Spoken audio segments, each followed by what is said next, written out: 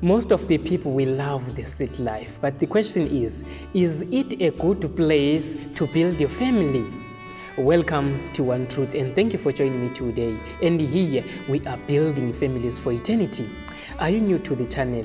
Please show us some love and support by subscribing to the channel, give us a like, and share with me your thoughts on the comment section. We'll greatly appreciate that.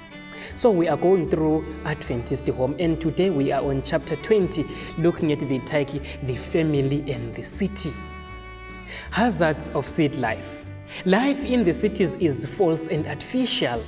The intense passion for money-getting, the will of excitement and pleasure-seeking, the thirst for display, the luxury and extravagance, all are forces that, with the great masses of mankind, are turning the mind from life's true purpose.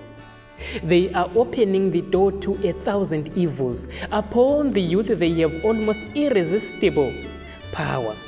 One of the most subtly and dangerous temptations that assails the children and youth in the cities is the love of pleasure. Holidays are numerous, games and horse racing draw thousands, and the will of excitement and pleasure attracts them away from the sober duties of life. Money that should have been saved for better uses is frittered away for amusements. Consider the healthy standpoint.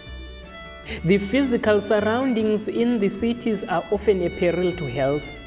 The constant liability to contact with disease, the prevalence of foul air, impure water, impure food, the crowded, dark, and unhealthful dwellings are some of the many evils to be met. It was not God's purpose that the people should be crowded into cities, huddled together in terraces and tenements. In the beginning, He placed our first parents amidst the beautiful sights and sounds He desires us to rejoice in today. The more nearly we come into harmony with God's original plan, the more favorable will be our position to secure health of body and mind and soul. My first week in Johannesburg, I realized a number of things. As I was looking at them, I was surprised. Do people live like this? We see them driving nice cars outside there, wearing nice clothes. But the kind of places where they live, it is unbearable. It's not a good place to be. You'll find that a room is divided by a curtain and there are 2 or 3 families living in one room.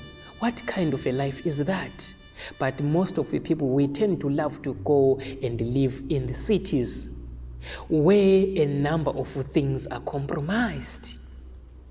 Hotbeds of iniquity. The cities are filled with temptation. We should plan our work in such a way as to keep our young people as far as possible from this contamination. The children and youth should be carefully guarded. They should be kept away from the hotbeds of iniquity that are to be found in our cities. Turmoil and confusion. What do we have under this subject?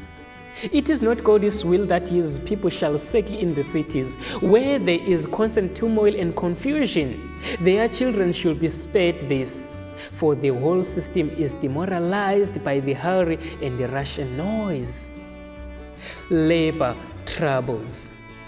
Through the working of trusts and results of labor unions and strikes, the conditions of life in the city are constantly becoming more and more difficult. Serious troubles are before us, and for more families, removal from the cities will become a necessity.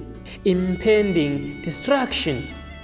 The time is near when large cities will be swept away, and all should be warned of these coming judgments. Oh, that God's people had a sense of the impending destruction of thousands of cities now almost given to idolatry. For worldly interests and love of gain, many people will lose heaven. It is often the case that parents are not careful to surround their children with the right influences.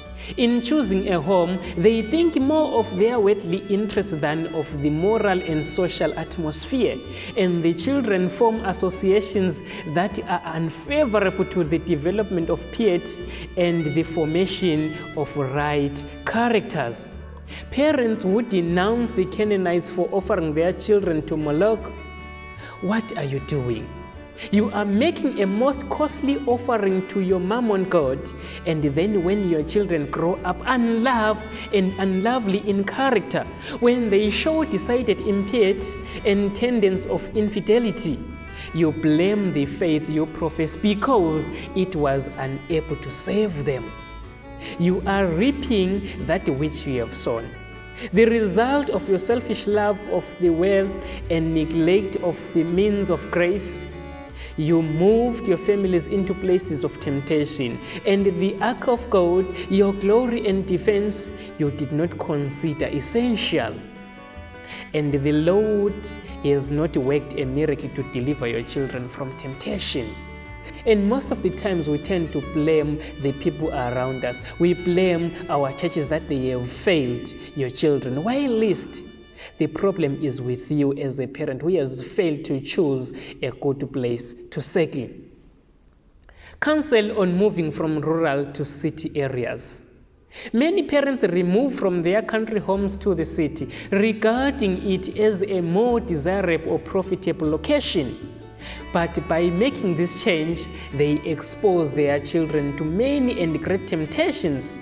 The boys have no employment, and they obtain a street education and go on from one step in depravity to another until they lose all interest in anything that is good and pure and holy. How much better had the parents remained with their families in the country, where the influences are most favorable for physical and mental strength. Let the youth be taught to labor in tilling the soil, and let them sleep in sweet sleep, in weariness and innocence. Through the neglect of parents, the youth in our cities are corrupting their ways and polluting their souls before God. This will ever be the fruit of idleness. The almhouses, the prisons, and the gallows publish the sorrowful tale of the neglected duties of parents. Better sacrifice any and every worldly consideration than to imperil the precious souls committed to your care. They will be assailed by temptations and should be taught to meet them.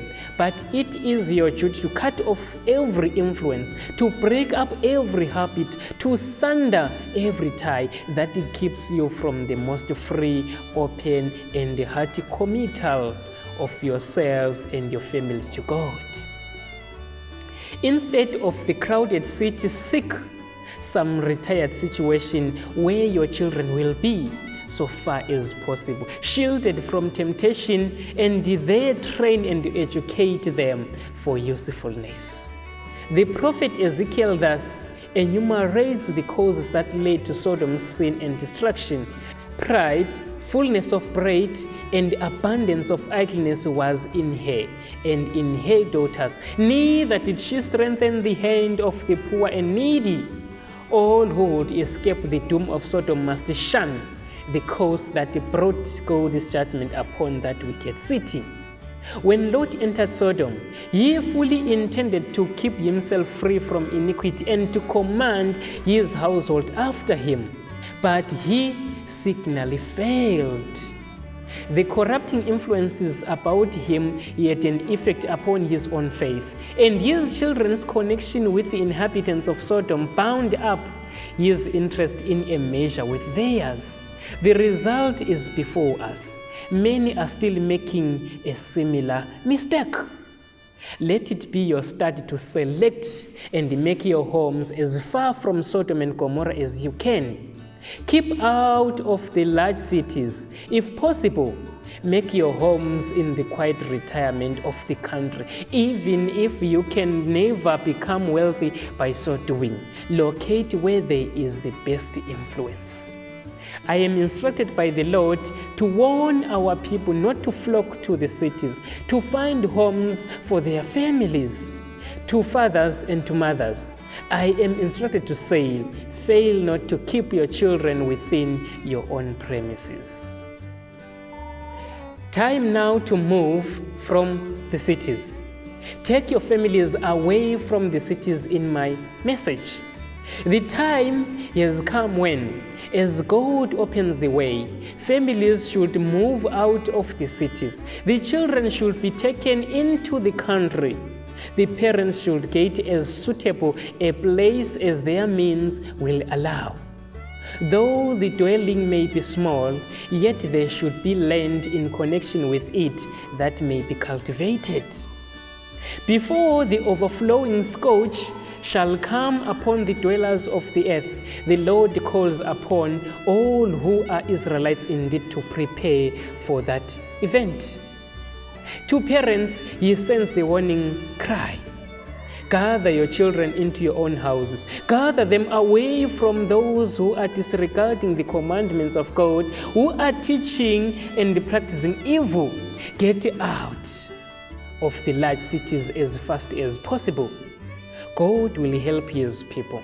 Parents can secure small homes in the country with land for cultivation where they can have orchards and where they can raise vegetables and small fruits to take the place of flesh meat, which is so corrupting to the lifeblood, coursing through the veins.